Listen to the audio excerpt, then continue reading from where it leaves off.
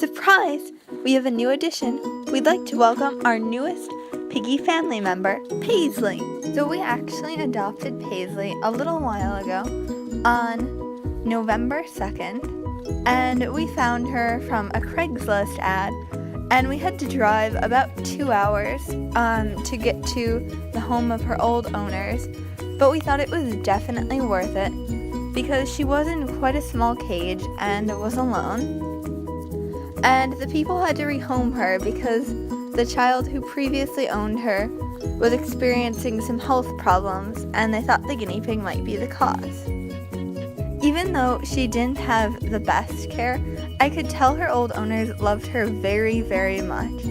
She is honestly the tamest piggy that I've ever owned. Within a few days of her being home, she was coming out and putting her front paws up on the cage and weeking all the time and just so happy to see us.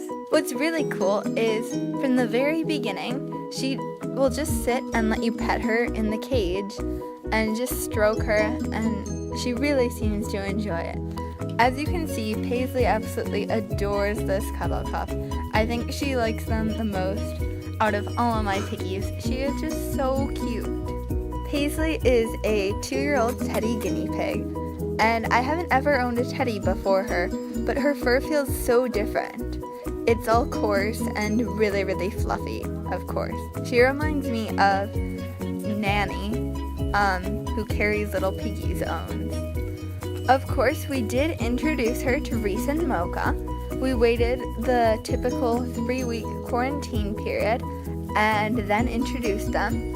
And the introduction seemed to go pretty well. Of course, there was the usual bickering, but now we have a happy trio, and the cage finally feels full again.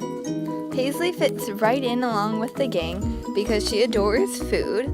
I'll blink an eye and the hay has to be refilled. And she loves veggies, of course, like my other girls. Carrots are by far her favorite. She's munching on one right now. And she reminds me a bit of Flower because she is very squeaky.